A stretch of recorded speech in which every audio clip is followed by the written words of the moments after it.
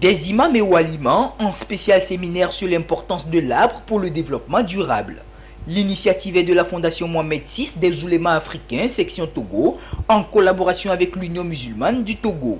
Cette rencontre, qui a permis de réunir au total une quarantaine de participants, s'inscrit dans le cadre de la célébration de la Journée nationale de l'arbre le 1er juin prochain. Il s'agit pour les organisateurs de réitérer une fois de plus leur engagement et leur volonté à accompagner les politiques en place au Togo en faveur de l'environnement. Une action qui, au-delà de tout, répond également à l'une des recommandations dans la foi islamique, selon le président de l'Union musulmane du Togo. L'arbre intervient beaucoup dans la vie de l'homme.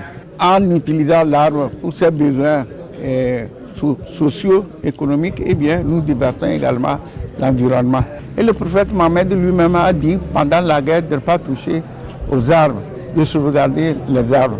Voilà la portée, disons, religieuse que constitue l'arbre. Présent à cette rencontre, le ministre de l'Environnement et des Ressources forestières, Foli Bazi Katari, n'a pas manqué de saluer l'initiative qu'il a jugée assez louable.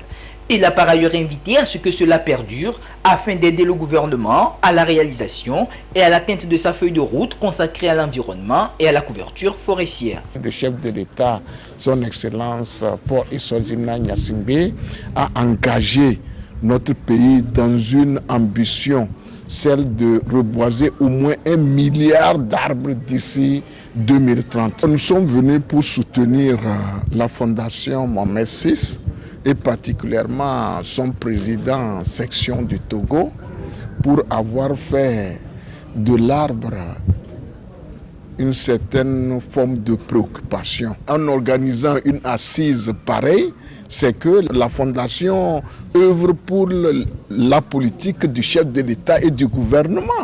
2 communications sont développées au cours de ce séminaire. La première sur la place de l'arbre dans l'environnement, le cadre légal de la protection de l'arbre au Togo, puis la seconde sur la valeur de l'arbre selon la science islamique. Nous sommes venus en tant qu'experts. Notre rôle ici, c'est de leur montrer comment faire le reboisement, de façon qu'on ne plante pas inutilement, mais que cela puisse aller grandir et servir. Et quel type d'arbre il faut planter sur quel espace. Et tout ceci de façon à pouvoir avoir de grandes forêts demain, mais des forêts adaptées à l'aménagement du territoire et des forêts adaptées et à l'intérêt même de la communauté. Et aussi leur présenter le cadre légal de l'exploitation de l'arbre. Par cette initiative, la Fondation Mohamed VI prouve une fois de plus son engagement en faveur de la préservation des ressources environnementales. Rendez-vous le 1er juin pour la mise en terre des plans. «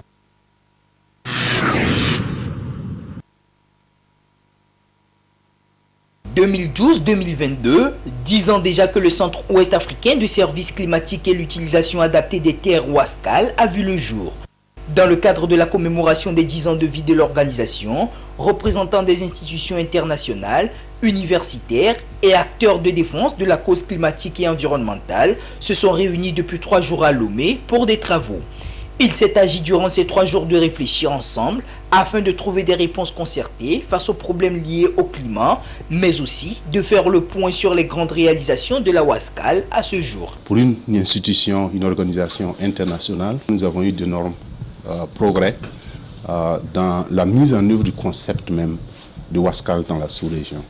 Parce qu'il s'est agi de pouvoir renforcer les capacités scientifiques de la sous-région ouest africaine pour nous permettre d'avoir une meilleure compréhension des questions climatiques et de l'utilisation des terres, mais aussi pour nous permettre de renforcer les différentes capacités à toutes les échelles.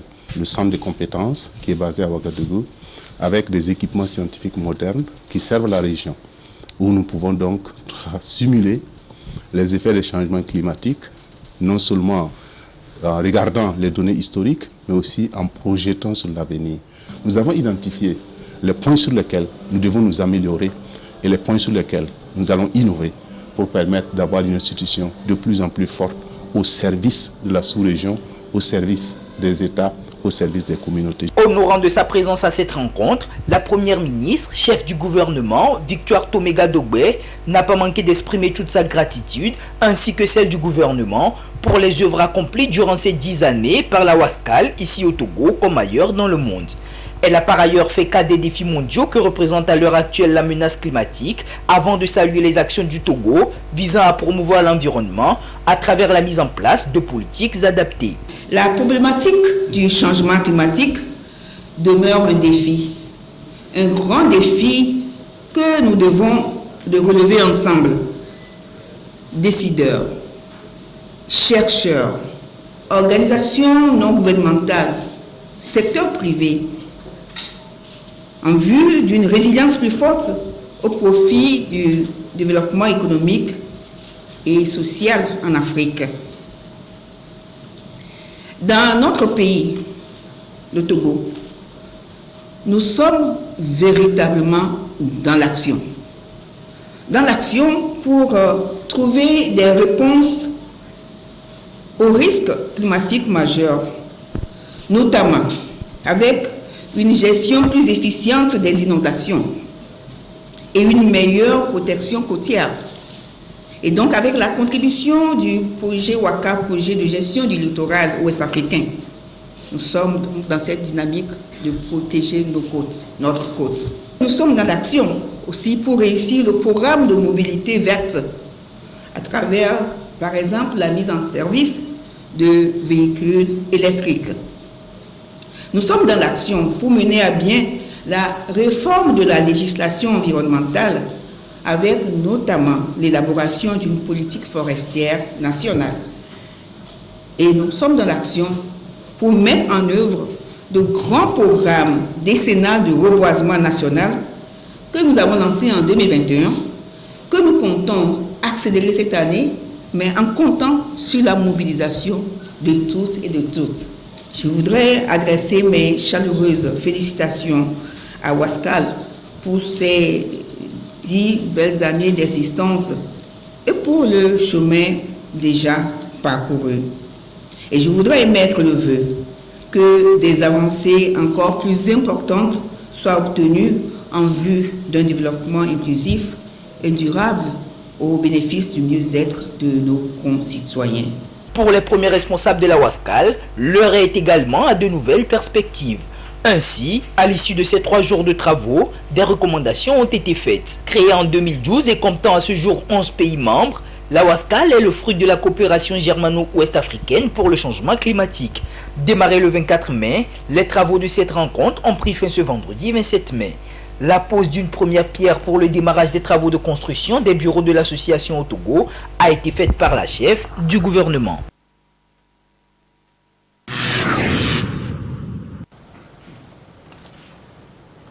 Les députés à l'Assemblée nationale ont tenu mardi la 9e séance plénière de la première session ordinaire de l'année 2022. Il a été soumis à leur étude 2 projets de loi, le premier modifiant la loi relative au code électoral et le deuxième portant charte des partis politiques. La séance a été présidée par la présidente de l'institution, Yawa Djibori Tchegan, en présence des commissaires du gouvernement. S'agissant du projet de loi portant charte des partis politiques, plusieurs modifications ont été apportées au texte conformément aux recommandations formulées lors de la concertation nationale entre acteurs politiques CENAP. La création des partis politiques par des Togolais d'origine. L'augmentation du nombre des membres fondateurs d'un parti politique en vue d'une meilleure représentativité de cette dernière sur le plan national. Les modalités d'attribution de l'aide financière de l'État aux partis politiques. L'obligation aux partis politiques de disposer d'un siège et d'une adresse. De tenir au moins un congrès tous les 5 ans. De rendre compte en matière de gestion financière à la Cour des comptes. La modification de ces lois vient de la volonté du gouvernement d'améliorer le processus électoral et d'assainir l'environnement politique au Togo. Les différents groupes parlementaires ont salué cette démarche qui permettra de consolider la démocratie et l'état de droit dans le pays. Le vote du code électoral va définitivement ouvrir la voie à une organisation réussie des élections régionales, alors que celui sur la charte des partis politiques va revitaliser l'exercice des activités politiques de notre pays. Le texte institue de nouveaux leviers et outils juridiques efficaces qui permettront aux acteurs politiques de mieux s'organiser et de rendre compte et à l'État de mieux les accompagner. S'agissant du projet de loi relatif au code électoral, je tiens à faire 2 précisions. La première est relative à la définition et à la précision de la circonscription électorale régionale et la seconde, corollaire de la première, met en exergue la représentativité. Ainsi, en retenant la préfecture comme circonscription électorale régionale, le projet de loi a le mérite de régler la question de la représentativité locale qui reste le cœur de la décentralisation. C'est à l'unanimité des députés présents à cette séance que les 2 projets de loi ont été adoptés. Par ce vote, la représentation nationale a permis de déclencher la phase préparatoire pour les élections régionales, selon le ministre d'État chargé de la décentralisation. Le gouvernement va, dans les prochains jours, prendre le décret qui va faire la répartition des conseillers régionaux par circonscription électorale et la circonscription électorale est à la préfecture. Donc ce sera la répartition par préfecture. Et cela va permettre donc à la CENI d'entrer dans le vif du sujet en ce qui concerne la préparation des élections régionales. Le deuxième test, la modification de la charte des partis politiques, il s'agit de la prise en compte intégrale des recommandations faites par la concertation nationale entre acteurs politiques et nous ne pouvons que remercier l'Assemblée nationale de nous avoir permis donc de donner satisfaction à ces recommandations. Le gouvernement fera tout pour un bon usage de ces 2 lois que vous venez de nous donner. La présidente de l'Assemblée nationale s'est réjouie de la participation active des élus du peuple présents à cette séance. Elle a ensuite invité le gouvernement à mettre en œuvre les modifications adoptées afin de traduire dans la réalité la vision du chef de l'État, celle de préserver et de consolider la stabilité politique dans le pays.